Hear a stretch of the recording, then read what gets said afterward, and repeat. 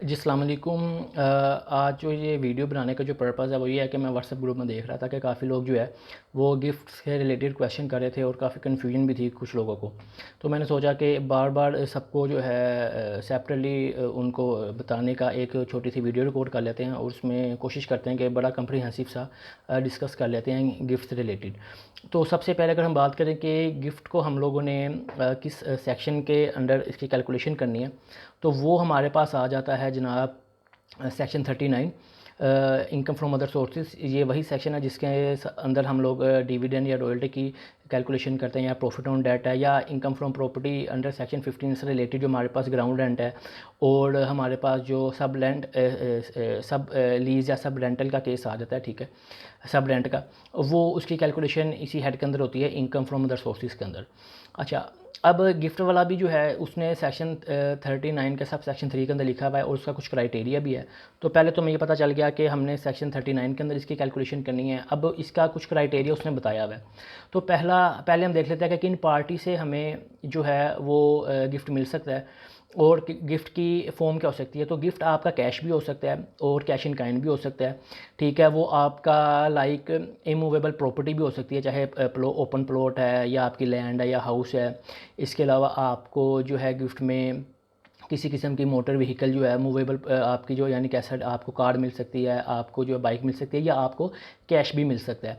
तो ये आपकी जो है गिफ्ट की आपको गिफ्ट मिल सकते हैं। अब सेकेंडली क्वेश्चन ये आता है कि किन पार्टी से जो है आपको ये ट्रांजैक्शन जो अगर इस तरह की कोई होती है आपकी ड्यूरिंग द टैक्स ईयर, तो वो गिफ्ट के एम्बिट में आती है।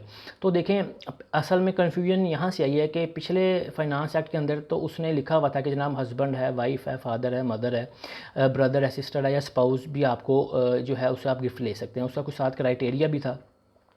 फाइनेंस एक्ट 2021 के अंदर उसने क्या किया कि उसने इसको लेगा सेक्शन 85 के अंदर, जो कि एसोसिएट वाला सेक्शन है, और सेक्शन 85 के सब सेक्शन 5 के अंदर जो है उसने बता दिया कि जनाब रिलेटिव से जो हैं वो ये दो या तीन लोग हैं जो रिलेटिव की डेफिनेशन में आते हैं। अच्छा, अब इसकी डेफिनेशंस का जो है अगर हम बात कर लें तो सेक्शन 85 के सब सेक्शन 5 के अंदर जो है उसने लिखा हुआ है कि जनाब ये लोग जो हैं कह लें कि रिलेटिव्स हैं, ठीक है। और उसके बाद उसने मींस के बाद उसने दो क्लोजेस में बता दिए कि ये रिलेटिव्स के एम्बिट में आते हैं। अब आपको आपके नॉलेज में होना चाहिए, जो हज़रात स्पेशली जो टैक्स का काम कर रहे हो तो उनको ये चीज़ें क्लियर होती हैं। मैं ये मतलब आम लोग जो खुद भी समटाइम लोग खास तौर पे सैलरीड इंडिविजुअल रिटर्न फाइल करते हैं, उनको थोड़ा सा इन चीज़ों का नहीं पता होता। तो इसमें होता क्या कि उसने इस जो डेफिनेशन है रिलेटिव्स की वो स्टार्ट की है मीन से। तो मीन्स के बाद जो भी बात कही जाती है उस स्पेसिफिक लॉ प्रोविजन से के लिए मुराद वही बात होती है जो मीन्स के बाद कही जाती है।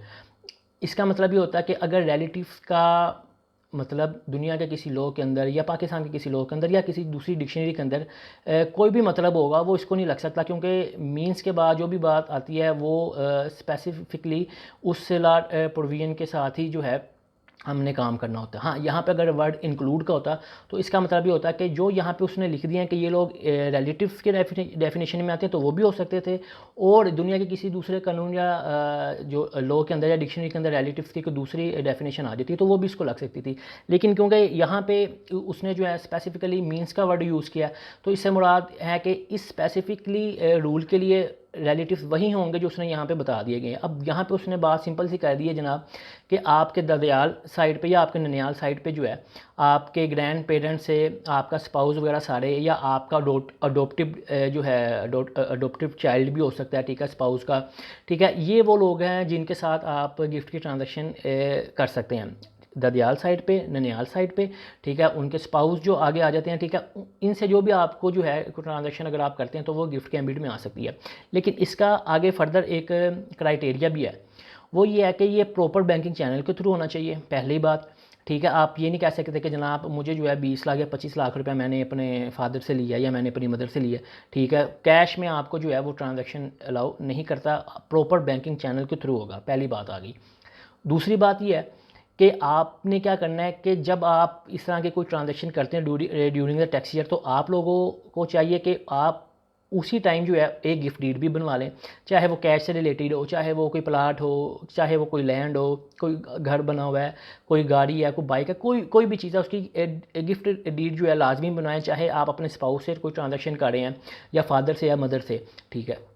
एक तो ये चीज़ आ गई। अच्छा, तीसरी चीज़ बड़ी इंपॉर्टेंट है, नीचे काफ़ी लोगों ने क्वेश्चन भी लिखे हुए थे कि जनाब हमें हमारे फादर या मदर की तरफ से मिला, हमें भाई की तरफ से मिला, वो फ़ाइल नहीं रिटर्न करता, वो फाइलर नहीं है, तो क्या इसको हम गिफ्ट में ले सकते हैं? जनाब इसको बिल्कुल नहीं ले सकते, क्योंकि उसने साफ साफ लिखा हुआ है सेक्शन इसका जो है सेक्शन 39 का सब सेक्शन 3 के अंदर के भाई आपका जो गिवर है गिफ्ट का, वो भी एंटियन होल्डर होगा, और जो आपका रेसिपिएंट है, ठीक है, वो तो ओबियसली आप लोग अगर रिटर्न फाइल करें तो इसलिए आपको जो है ये प्रॉब्लम आ रही है। तो आपने जिससे गिफ्ट लिया है वो भी जो है आपका एंटियन होल्डर होगा, ठीक है, प्रॉपर बैंकिंग चैनल के थ्रू होगा। अब तीसरी बात ये आ जाती है कि प्राइस क्या होगी। तो प्राइस जो है विदाउट कंसिडरेशन होगी। उसने सब सेक्शन 1 के क्लोज एल और सब क्लोज एल ए के अंदर ये चीज़ लिख दिया है कि या तो आप उसकी कॉस्ट प्राइस लिखेंगे, अगर आपके पास वो अवेलेबल नहीं है तो फिर आप क्या करेंगे कि फेयर मार्केट वैल्यू जो है उसकी कंसीडर करेंगे। अच्छा, अब लास्ट में जो बात आ जाती है कि जनाब आपने इसको वेल्थ रिकन्सिलेशन में कैसे अकाउंट फॉर करना है। तो वेल्थ रिकन्सिलेशन स्टेटमेंट के अंदर जो है इसका एक टैब होता है, इनफ्लो के अंदर और आउटफ्लो के अंदर भी होता है। इनफ्लो का जो कोड आई बिलीव वो 7037 है और आउटफ्लो का जो है वो 7091 है। तो यानी कि अगर मैंने गिफ्ट आपको दिया और मैं एंटियन होल्डर हूँ, मैं अपनी रिटर्न फाइल करूँ, तो मैं अपने आउटफ्लो के अंदर 7091 के अंदर जो है इस अमाउंट को मेंशन करूँगा, और सेम अमाउंट जो उस गिफ्ट का रेसिपिएंट है, ठीक है, वो अपने वेल्थ रिकन्सिलेशन के इनफ्लो के अंदर 7037 वाला जो कोड है उसके अंदर सेम अमाउंट लिखेगा। अच्छा, ये ट्रीटमेंट आ गया। सेकेंडली क्या होगा कि इसकी प्राइस सेम होगी, जो मैं रिपोर्ट करूँगा, जो गिवर रिपोर्ट करेगा वही रेसिपिएंट रिपोर्ट करेगा, और प्रॉपर बैंकिंग चैनल के थ्रू होगा। तो ये जो अमाउंट होगी आपकी गिफ्ट में आ सकती है, और ये कैश भी हो सकता है। मैंने आपको लेट से 20 लाख रुपया कैश दिया है, उसकी मेरे पास गिफ्ट जो है वो गिफ्ट डीड होगी, ठीक है, और वो प्रॉपर बैंकिंग चैनल के थ्रू मैंने अपने बैंक से आपके बैंक अकाउंट में ट्रांसफ़र किया होगा। तो होपफुली ये छोटी सी एक वीडियो बनाई थी ताकि जो जिन लोगों को कन्फ्यूजन थी वो उनकी वो क्लियर हो जाए। तो एक तो पता चल गया कि गिफ्ट जो है वो income from other sources section 39 के अंदर आना है। किन किन लोगों से ले सकते हैं वो ददियाल और ननियाल साइड पे, या आपका स्पाउस या अडोप्टेड चाइल्ड भी हो सकता है, और गिवर और रेसिपिएंट दोनों का एंटियन होल्डर होना लाजमी है। और लास्ट में है कि प्रॉपर बैंकिंग चैनल के थ्रू हो, और आपकी जो फेयर मार्केट वैल्यू, अगर आपके पास कॉस्ट प्राइस नहीं है तो फेयर मार्केट वैल्यू लिखेंगे। तो इस तरीके से जो है आप प्रॉपर लेजिटिमेट तरीके से गिफ्ट की ट्रीटमेंट कर सकते हैं। होपफुली इस वीडियो का जो पर्पज़ है वो फुलफ़िल होगा। अगर किसी किस्म की कोई कन्फ्यूजन हो तो आप लोग जो है इनबॉक्स कर सकते हैं। अपना ख्याल रखिएगा। अस्सलाम वालेकुम।